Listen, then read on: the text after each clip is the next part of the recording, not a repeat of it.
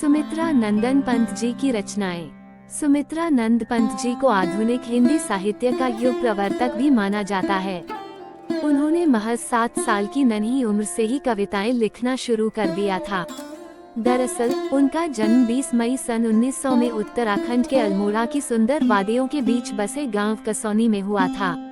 उत्तराखंड की प्राकृतिक खूबसूरती तो हर किसी को अपना दीवाना बना लेती है। वहीं सुमित्रा नंदन पंत जी भी प्राकृतिक सौंदर्य के कायल हो गए, लेकिन वे असाधारण प्रतिभा वाले व्यक्ति थे, इसलिए उन्होंने प्राकृतिक सौंदर्य में डूबकर अपने लेखन के जादू से कई कविताएं लिख डाली।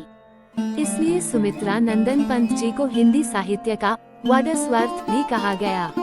साल 1907 से 1918 के बीच लिखी गई सुमित्रा नंदन पंत जी की कविताओं को संकलित कर साल 1927 में इसे वीणा के नाम से प्रकाशित किया गया। जबकि हिंदी साहित्य के महाकवि सुमित्रा नंदन पंत जी जब 22 साल के थे तब उनकी पहली किताब उच्छ्वास और दूसरी किताब पल्लव नाम से प्रकाशित हुई थी। इसके बाद उनकी प्रसिद्ध रचना ज्योत्सना और गुंजन प्रकाशित की गई।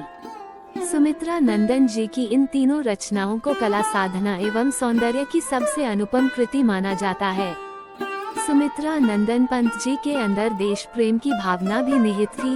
वे साल 1930 में महात्मा गांधी के साथ नमक आंदोलन में भी शरीक हुए और इस दौरान उन्होंने किसानों की स्थिति को बेहतर तरीके से समझा और अपनी रचना वे आंखें के माध्यम से किसानों के प्रति संवेदना प्रकट की। सुमित्रा नंदन पंत जी की रचनाओं पर न सिर्फ भारत के राष्ट्रगान के रचयिता एवं महान कवि रविंद्रनाथ टैगोर जी की कृतियों का प्रभाव रहा, बल्कि अंग्रेजी कवि टेनिसन एवं कीट्स का भी गहरा प्रभाव देखने को मिलता है।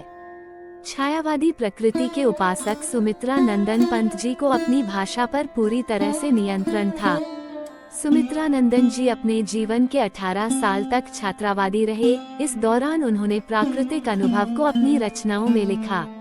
इसके बाद उन पर स्वतंत्रता आंदोलन का गहरा असर पड़ा और फिर वे फ्रॉइड और मार्क्स की विचारधारा से भी काफी प्रभावित हुए।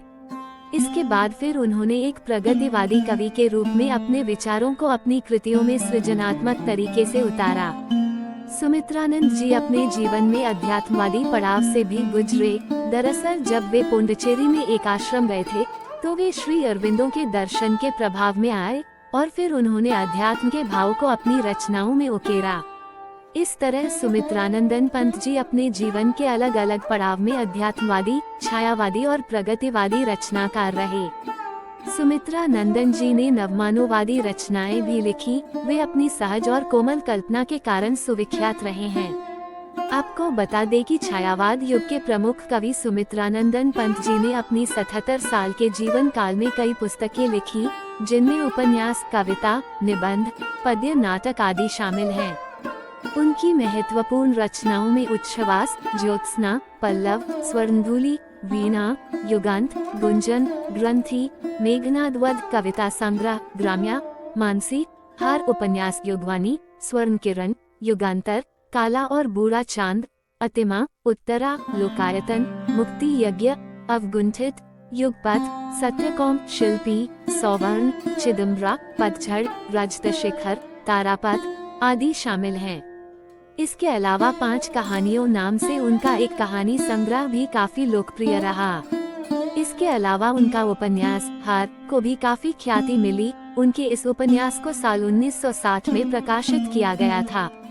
सुमित्रा नंदन पंत जी ने आत्मकथा 60 वर्ष एक रेखांकन भी लिखी। यह साल 1963 में प्रकाशित हुई। ये सुमित्रानंदन जी की सबसे प्रसिद्ध रचनाओं में से एक है। लोकायतन महाकाव्य भी सुमित्रा नंदन जी का सबसे प्रसिद्ध महाकाव्यों में से एक है। इस नोवेल में उनकी जीवन के प्रति सोच स्पष्ट झलकती है। सुमित्रा नंदन पंत जी को साहित्य में अभूतपूर्व योगदान देने के लिए उन्हें कई पुरस्कारों से नवाजा गया। उन्हें साल 1961 में भारत के सर्वश्रेष्ठ सम्मान से सम्मानित किया गया। इसके अलावा साल 1960 में उन्हें साहित्य अकादमी पुरस्कार, ज्ञानपीठ, साहित्य लाल नेहरू पुरस्कार से भी नवाजा जा चुका है।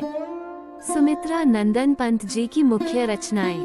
युगवानी 1938। कवि सुमित्रानंदन पंत जी ने अपनी यह कृति प्रगतिवाद से प्रभावित होकर लिखी है। वीणा 1919। महाकवि सुमित्रानंदन पंत जी ने अपने इस काव्य संग्रह में कुदरत की अद्भुत सौंदर्यता का चित्रण कुछ गीतों के माध्यम से किया है। लोकायतन 1964।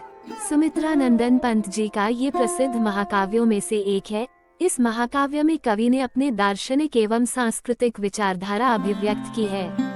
इसमें कवि ने ग्राम्य जीवन की दशा को समझते हुए संवेदना प्रकट की है और सामान्य जन भावना को भी स्वर प्रदान किया है। पल्लव 1926।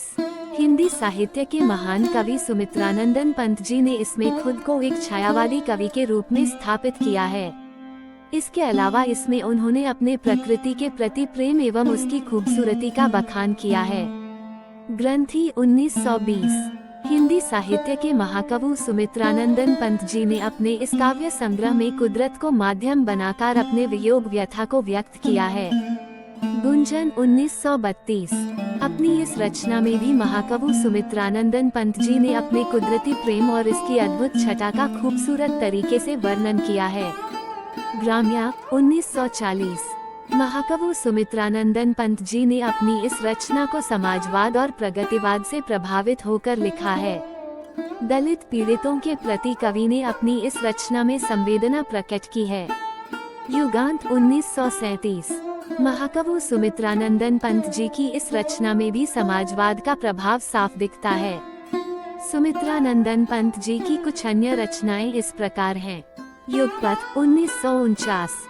मुक्ति यज्ञ, स्वर्ण किरण 1947, स्वर्ण धूलि 1947, उत्तरा 1949, तारापथ, अतिमा, रजत रश्मि, गीत हंस 1969, चिदम्बरा 1958, अनुभूति, मोह, सांध्य वंदना, वायु के प्रतीक सुमित्रानंदन पंत, चंचल पग दीप शिखा से, लहरों का गीत, ये धरती कितना देती है, मछुए का गीत, चांदनी, काले बादल, तप रे, आजाद, गंगा, नौक विहार, धरती का आंगन इथलाता, बांध दिए क्यों प्राण, चींटी, बापू, दो लड़के, गीत विहग, कला और बुरा चांद 1959, उच्छ्वास, मधु ज्वाला, मानसी, वाणी, सत्यकौम, पतझड़, ज्योत्सना, अवगुंठित, मेघनाथ वध, अतिमा, सौवर्ण, शिल्पी, रजत शिखर, कहानियाँ, 5 कहानियाँ 1938, उपन्यास,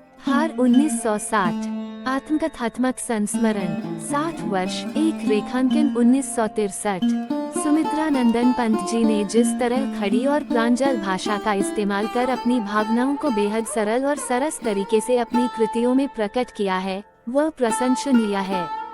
इसके साथ ही उनकी भाषा शैली में मधुरता और कोमलता का भाव है। इसी वजह से पाठक उनकी किताबों में शुरू से अंत तक बंधे रहते हैं। सुमित्रानंदन जी का स्थान हिंदी साहित्य के विशिष्ट कवियों में आता है। उनके अधारा साहित्य में दिए गए महत्वपूर्ण योगदान के लिए वे हमेशा याद किए जाएंगे।